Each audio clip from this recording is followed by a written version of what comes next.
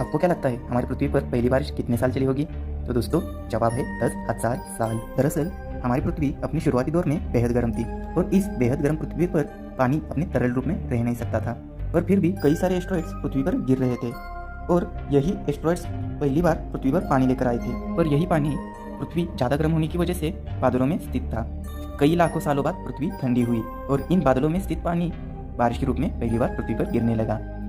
उन बादलों में इतना ज़्यादा पानी था कि वो 10,000 सालों तक बरसता रहा।